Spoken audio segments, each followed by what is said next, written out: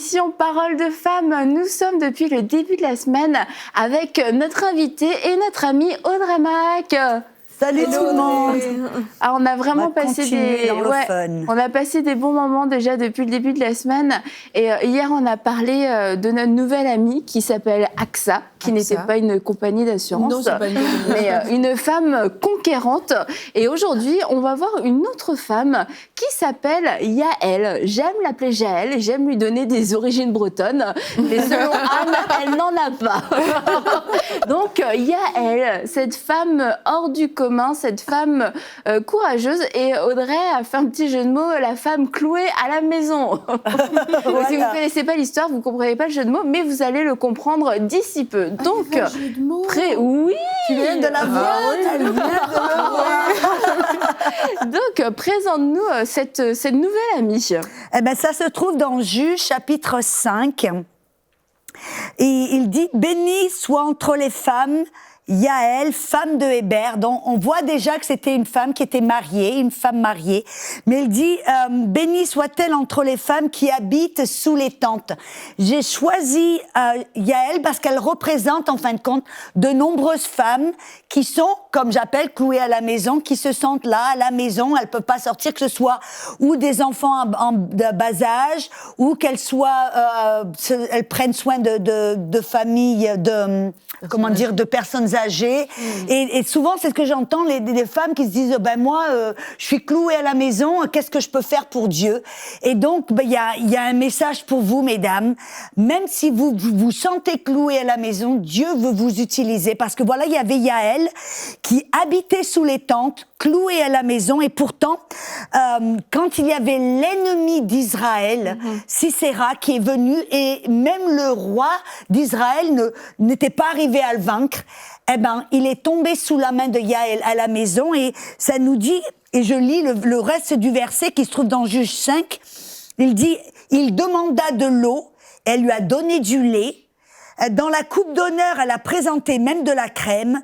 D'une main, elle a saisi le pieu. Et de sa droite, le marteau des travailleurs. Et pendant qu'il dormait, je rajoute, elle a frappé Sisera, elle lui a fendu la tempe. Vous vous rendez compte un petit peu l'image là. Fracassé et transpercé la tempe au pied de Jaël, où Yaël, il s'est affaissé. Il est tombé, il s'est couché à ses pieds, il s'est affaissé, il est tombé là où il s'est affaissé, là, il est tombé sans vie. En d'autres mots, c'était l'ennemi numéro 1 de la nation d'Israël, que même le roi et les armées d'Israël n'arrivaient pas à vaincre. Eh ben, il est allé, il a essayé de s'échapper, puis il est tombé dans la tente. Il s'est, en fin de compte, il a essayé de se cacher dans la tente de Jaël, et une femme qui était épouse de Héber, une femme qui paraîtrait ordinaire, que personne ne connaissait, mais elle a été utilisée par Dieu pour vaincre l'ennemi numéro 1 de la nation. Et les femmes pourraient se dire, qu'est-ce que ça a à voir avec moi? Je vais pas prendre quelqu'un avec un pieu pour non, c'est illégal. On voit quelque chose au sujet de Yaël qui, je crois, que sont très intéressants. Premièrement, elle était consciente de ce qui se passait dans le pays. Elle était clouée à la maison, façon de parler, sous sa tente. C'est-à-dire qu'elle s'occupait des enfants, peut-être. Elle s'occupait de son mari. Elle s'occupait de ce qu'elle devait faire, là, des choses quotidiennes. Mais même avec cela, elle savait que Sisera était l'ennemi. Elle savait qu'est-ce qui se passait dans le côté socio-politique, économique de la nation. Pour nous, mesdames, qu'est-ce que ça veut dire? Ça veut dire que oui, on est peut-être à la maison, mais on est informé de ce qui passe dans notre pays et de ce que Dieu a besoin que l'on fasse. Parce que, comme Jaël, peut-être, on va pas utiliser un pieu, mais comment est-ce que nous, mesdames, à la maison, cloués à la maison, sous la tente, comment est-ce que l'on peut vaincre l'ennemi, qui pour nous est l'ennemi, le diable, du côté spirituel. Et je vois qu'il y a quelque chose d'intéressant, on peut le faire dans la prière et dans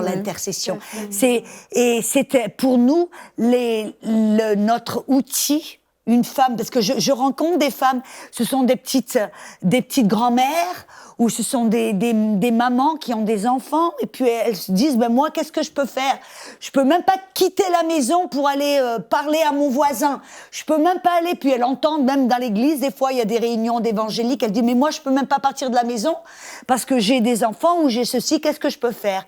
Vous pouvez être tellement puissante à la maison. Amen. Moi, je connais certaines personnes qui, par exemple, ma meilleure amie, son mari était malade. Elle devait rester à la maison, s'occuper de son mari.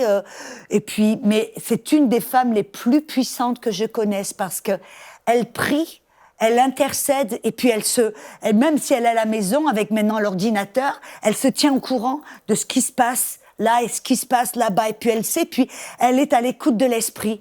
Et puis des fois, le Seigneur la réveille pendant la nuit en lui donnant des choses à faire. Et c'est tellement puissant. Et donc, au travers de l'intercession, c'est une des manières que la femme clouée à la maison peut être une Yaël, où elle peut vaincre l'ennemi, elle peut s'occuper des affaires du royaume de Dieu. Exactement. Sans quitter sa maison. Oui, et puis les femmes même parfois ont accès à l'information. Même si c'est pas une information donnée par les médias, mais très souvent dans les quartiers, moi je vois dans mon quartier, on a des femmes comme ça, parfois d'un certain âge, et elles savent tout ce qui se passe. Elles peuvent te dire, telle personne a fait telle chose, et savent vraiment ce qui se passe. Mais il s'agit pas ici d'avoir une information juste pour avoir une information. Mais qu'est-ce qu'on fait avec cette information-là? Si on réalise par exemple que chez le voisin ça va pas très fort, mais c'est une occasion qu'on a pour prier pour le voisin, pour cette maison qui ne va pas. Comment légaliser le commérage? Mais justement, ça évite d'aller parler, parce qu'en priant, on va trouver peut-être des solutions, ou bien, bref, ça évite parce que trop souvent, justement, quand on commère, mais c'est parce qu'on n'a pas à cœur cette personne-là. On se retrouve en train de dire des choses. Mais quand tu commences à prier pour quelqu'un, mais sa situation change, la façon dont tu vois sa situation change. Donc, il y a des informations, oui, que les médias donnent qui sont très bien. On peut prier pour notre pays. Et la Bible nous demande de prier pour le pays dans lequel on est établi. On peut prier pour toutes ces choses-là. Mais il y a aussi des informations comme ça, juste de quartier, où, voilà, on peut aussi, au lieu de saisir l'information pour juste la colporter, mais ramener l'information auprès de Dieu et devenir des intercesseurs. Et qui sait si par notre prière, la vie de ce couple, qu'on regarde tous les jours, ne va pas changer. Et ça, c'est aussi une bonne façon, quand on est à la maison, mais vraiment d'agir, mais d'agir de la bonne manière. On peut aussi changer la destinée d'un pays. Je pensais récemment, il y avait une rencontre au sommet entre le président Trump et le président nord-coréen. Quand on a une information comme ça, on sait qu'il y a un enjeu énorme pour la paix de la Corée, pour l'évangélisation de la Corée, pour plein d'enjeux. On peut être très puissante à la maison et changer le cours de l'histoire. Et je lisais un livre récemment qui parlait justement de la victoire des Américains en 1944, quand il y a eu le débarquement.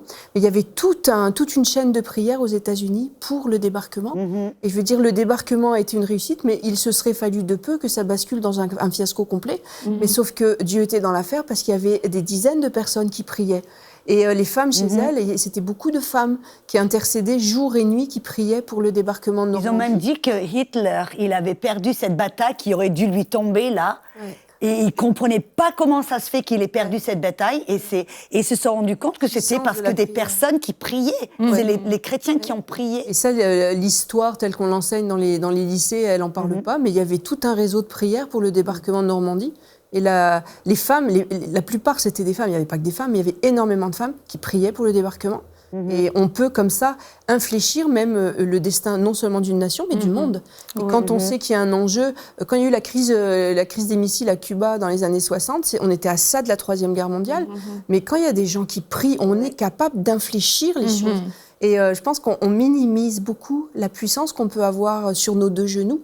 Et des femmes que personne ne connaît, qui ne payent pas de mine et dont l'histoire ne retiendra pas le nom, on fait basculer des situations. Même l'histoire de l'humanité a parfois basculé parce qu'il y avait des femmes que personne ne connaissait qui priaient. Il faut absolument pas minimiser le pouvoir qu'on a et d'être comme cette Yaël et puis donner les stockades à l'ennemi chez nous, sous notre tente. Non, vas-y. On voit encore une fois comme avec Aksa qui a pris les choses en main, qui était descendue de son âne, qui a parlé elle-même. Cette femme, pareil, Yaël, elle aurait pu être dans sa tente. Ok, l'ennemi est là, mais l'armée va arriver, Barak va arriver, le chef de l'armée. Je sais pas, il dort, n'a qu'à ligoter, faire un truc, tu vois. Mais non, tu vois, elle a saisi sa responsabilité et aussi l'opportunité finalement qu'elle avait. L'ennemi est là, tu peux le terrasser aujourd'hui. Elle a pris ce qu'elle avait dans sa maison, dans sa tente, et elle l'a littéralement cloué. Elle l'a cloué. Ce qui est intéressant, c'est que hier, l'émission de hier, on a parlé des fleuves du Saint-Esprit et nombreuses personnes, si vous voulez être remplis du Saint-Esprit, vous pouvez aller voir l'émission d'hier. Mais c'est quand on reçoit le Saint-Esprit, on reçoit un langage de prière, parce que souvent les dames se disent moi je sais pas quoi prier, je suis pas très bonne comment prier et tout. Mais quand on reçoit le Saint-Esprit, la Bible nous dit dans Romains 8, 26, ici de même aussi l'Esprit, le Saint-Esprit nous aide dans notre faiblesse, car nous ne savons pas ce qu'il nous convient de demander, de prier dans nos prières, mais l'Esprit lui-même veut intercéder par des soupirs inexpriables. Et un des versets suivants, il dit qu'au travers de cette intercession, Dieu peut prier la volonté parfaite de Dieu pour une situation. Et donc, moi, je vois très souvent, il m'est arrivé, je suis sûre que vous toutes, et même des personnes qui nous regardent, où le Saint-Esprit peut nous réveiller au milieu de la nuit, ou au cours de la journée, vous interpeller, et vous savez à ce moment-là que vous devez prier, mais vous ne savez pas pourquoi prier parce que qu'est-ce qui se passe, c'est que le Saint-Esprit qui sonde la terre et qui regarde, il cherche un cœur, une personne qui sera disposée comme Yaël et à dire oui, moi je veux être utilisée, oui, je suis clouée à la maison, mais Seigneur, utilise-moi, et qui va réveiller la personne ou interpeller la personne pour prier. Et puis si on ne sait pas souvent quoi ou qui ou comment prier, on peut prier dans ce langage céleste. 1 Corinthiens 14, 2 dit que quand on prie en langue, on ne prie pas à l'homme, mais on prie à Dieu, mais dans l'esprit, on prie des mystères. Amen.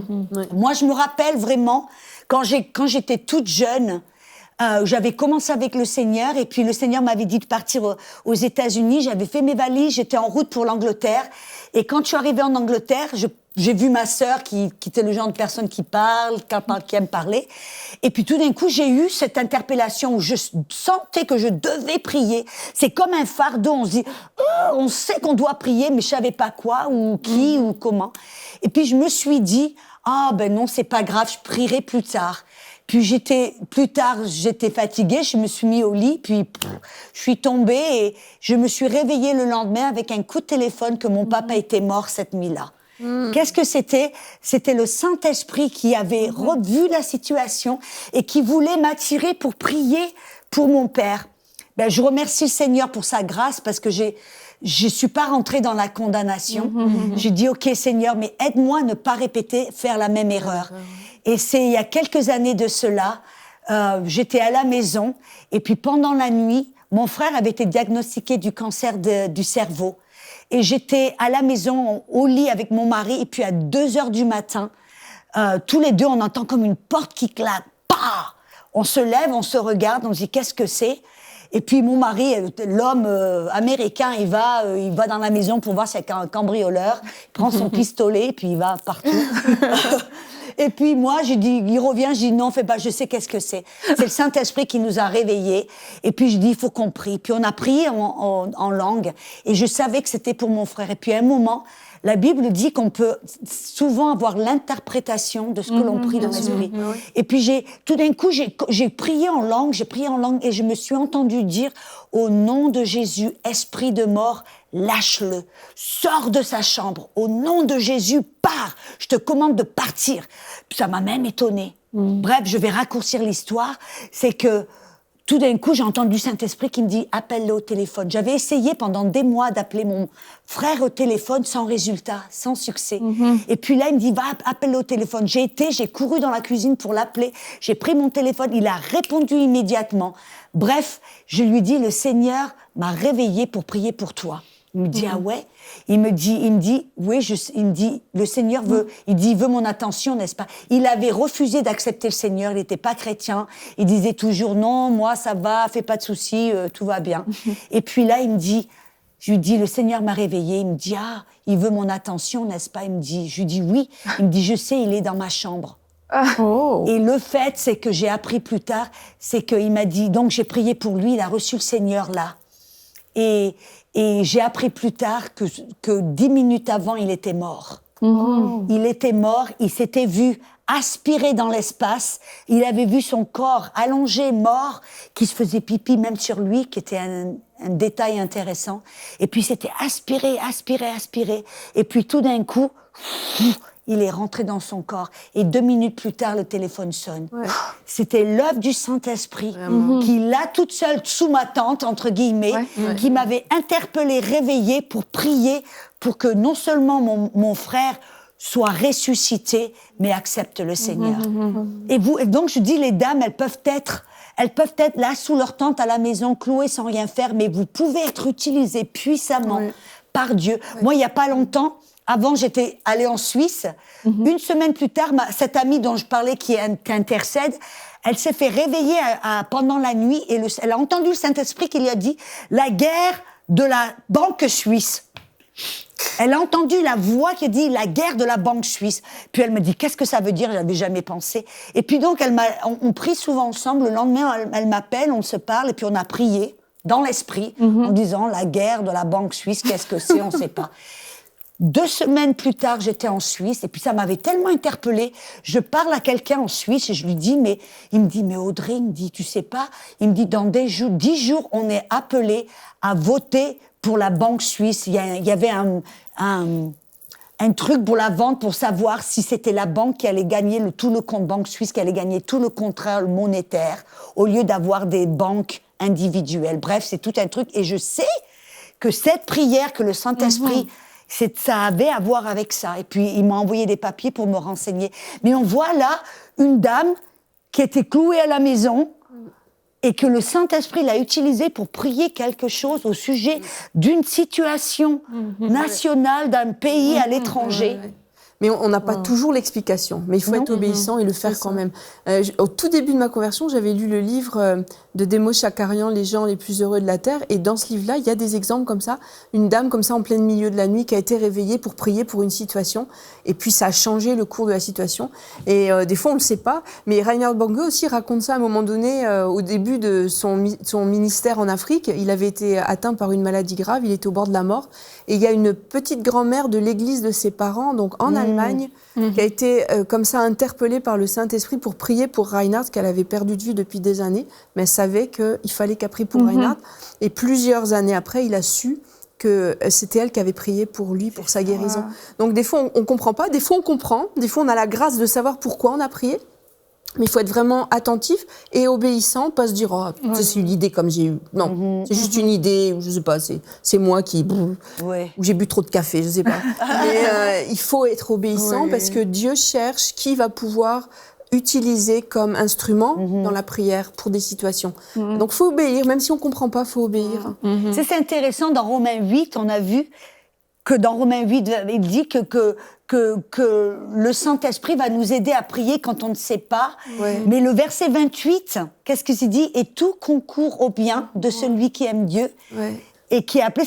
Et ce verset, que souvent on utilise hors contexte, il appartient à ceux qui se donnent au Saint-Esprit et qui prient et intercèdent avec l'aide du Saint-Esprit. Car pour ces personnes qui prient dans le Saint-Esprit, tout va concourir au bien pour la situation à laquelle ils prient. Et les gens me disent souvent, mais combien de temps je prie, Audrey? Quand je suis interpellée par l'Esprit, là, que je suis toute seule à la maison en train de changer les couches, et tout d'un coup, je sens que je dois prier, combien de temps je prie? Je dis toujours, priez jusqu'à ce que vous obteniez une note de victoire dans votre esprit. Et ça ressemble à quoi? Des fois, tu le sais. Des fois, tu as envie de rire, des fois, tu as envie de chanter, des fois, tu te sens légère. Tu sens qu'il y a un point final. Moi, ça m'est déjà arrivé, ça. Mais au début, je ne comprenais pas du tout. Je n'avais jamais été enseignée. C'est vraiment bien qu'on parle des choses comme ça. Je pense que c'est à Annabelle que j'en avais parlé, parce que j'avais vraiment senti comme quelque chose qui venait. Il fallait absolument prier. Je ne sais pas pourquoi j'avais prié ce jour-là. Jusqu'aujourd'hui, franchement, j'en sais rien. Mais j'avais prié longtemps en langue.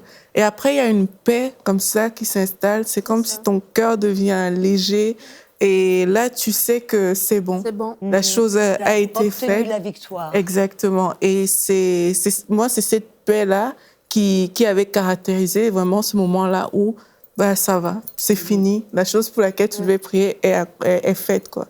Dieu a réglé ce problème-là. Oui. Et c'est vraiment cette paix-là qui doit être le point sur lequel on s'arrête pour savoir que, OK, là, c'est bon. Mais si on sent qu'il n'y a pas la paix, si on sent que, OK, là, j'en ai pas encore fini, mais il faut qu'on continue. C'est ça, l'obéissance. Et peut-être que tu peux pas continuer parce que des fois, il y a des choses à faire. Mm-hmm. Tu peux pas peut-être passer 5 heures à prier, mais vous pouvez tous les jours un petit peu peut-être passer du temps, prier dans l'esprit. Puis vous pouvez changer les couches, mesdames, et prier dans le Saint-Esprit. Vous pouvez faire votre repas ou faire les trucs de la maison ou vous occuper de ce que vous avez à faire tout en priant. C'est ça la beauté de se prier en langue. C'est que la Bible dit que quand on prie en langue, l'intelligence est infructueuse et stérile. Ça veut dire qu'on peut s'occuper des choses de tous les jours au cours de la journée et prier en langue et être un instrument entre les mains de Dieu, pour changer des choses que, comme tu dis, qu'on va savoir et des choses qu'on ne va pas savoir. Et on voit que du coup, ce n'est pas tant une question de mobilité. Est-ce que je peux aller à l'église? Est-ce que je peux me déplacer? Est-ce que je peux aller dans des réunions? Est-ce que je peux voyager? C'est plus une question de disponibilité. Exactement. Et cette disponibilité, on l'a tous dans une certaine mesure. Faut savoir la saisir. Et le fait de prier en esprit, il y a un tas de choses qu'on peut faire en priant en esprit. Une des seules choses qu'on ne peut pas faire, c'est de parler à quelqu'un. Parce qu'on ne peut pas parler... on ne peut pas avoir ces deux conversations dans la même bouche. Mais à part ça, il y a un tas de choses qu'on peut vraiment faire en priant en esprit. Quand on prie en esprit aussi, d'un côté très pratique, on n'est pas obligé de hurler. On pète à son travail et puis juste chuchoter et murmurer dans sa barbe, comme on dit. On peut vraiment le faire tout bas, à voix basse, être discret et on n'est pas obligé d'hurler. « Hey, je suis en train de prier en langue, tout le monde !» Et tu sais ce que je trouve qui est super bien, c'est comme Yaël qui était sous sa tente, l'ennemi n'a pas soupçonné. Oui. Il est arrivé, il s'est senti sécurité, il s'est senti bien, et puis elle a utilisé ses dons domestiques, elle a utilisé ce qu'elle savait, ce qu'elle avait pour le vaincre. Et c'est la même chose, des petites mamans, des petites mémés, des dames, partout on peut être en train de chuchoter, mais la bonne chose c'est que l'ennemi ne sait pas ce qu'on dit. Et on prend par surprise en fin de compte, quand on se donne à cette prière à l'esprit, on dit, et comme tu as dit, ce que j'aime bien, c'est qu'on doit être disponible, et ça commence en disant, Seigneur, on veut vous inspirer, mesdames, on vous dit, même si vous êtes cloués à la maison, vous pouvez changer le monde. Littéralement de votre salon. Vraiment. Vous pouvez changer le monde et je suis persuadée, mais ça commence avec une prière en disant Seigneur, je suis disponible, utilise-moi de cette manière parce que Saint-Esprit force. Faut juste avoir un peu de lait, un pieu et un marteau, puis c'est bon. On a tout ce qu'il nous faut. Si vous avez tout ça chez vous, vous êtes qualifié pour écraser quelqu'un. Mais attendez, je voulais dire autre chose. Oui, c'est ça, c'est que le but aussi de l'intercession, c'est que la plupart du temps, c'est pas pour nous qu'on intercède. On voit, c'était pour ton frère. Toi, tu sais pas pourquoi c'était. Elle, c'était pas pour elle directement parce que la Bible nous dit qu'elle était en paix. En fait, c'est pour ça qu'il arrivait un petit peu la bouche en cœur. C'est bon, nous, on n'a pas de problème. Tu sais, je t'ai pas cherché de problème, tu vas pas me chercher de problème. Mais en fait, le problème d'Aurélie est mon problème parce qu'on est sœurs et parce que son ennemi est mon ennemi. Parce que ton ennemi te veut du mal.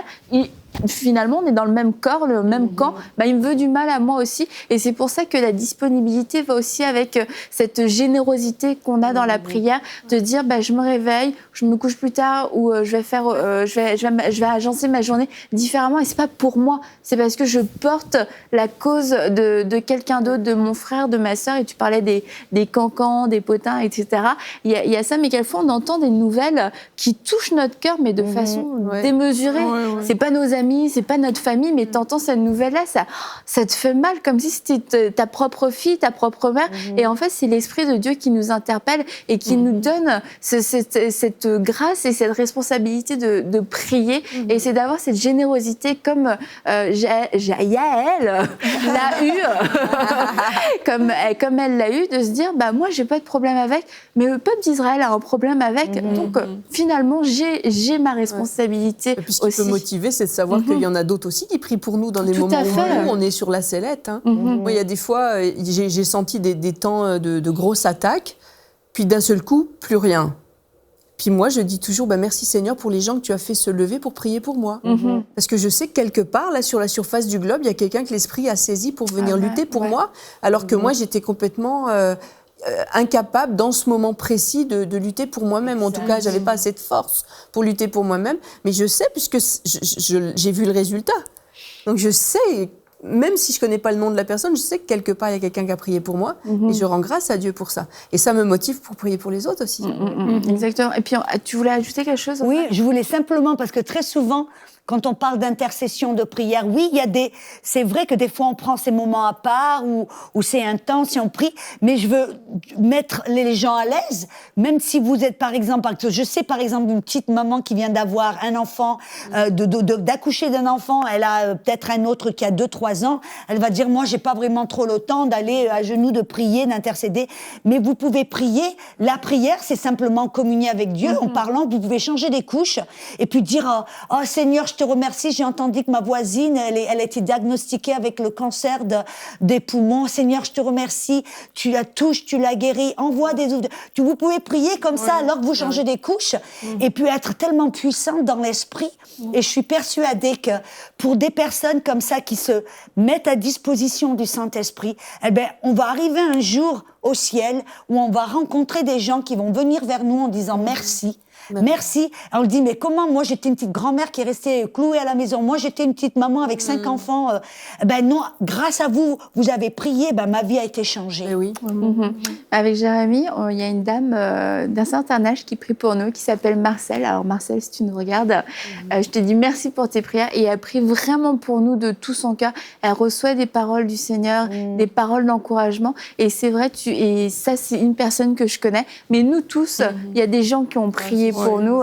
Et merci à celles qui prient pour nous. Exactement. Et c'est tellement puissant. Et c'est vrai que si chacune, on joue notre part dans notre rôle d'intercesseur, peu importe la forme que ça prend finalement, on va devenir un corps fort et l'ennemi n'aura plus il n'aura plus toute cette latitude pour pouvoir agir, parce que si c'est pas moi qui l'arrête, c'est toi qui vas l'arrêter. Et si c'est pas toi, c'est toi ou c'est toi. Et ensemble, on doit se lever et on doit s'unir et porter les fardeaux les unes des autres en acceptant d'être disponibles, comme, je terminerai sur ces notes, comme Jaël. Donc on va se dire à demain pour une prochaine émission de Paroles de Femmes et nous verrons l'autre partie de l'histoire avec Déborah. À demain pour une prochaine émission.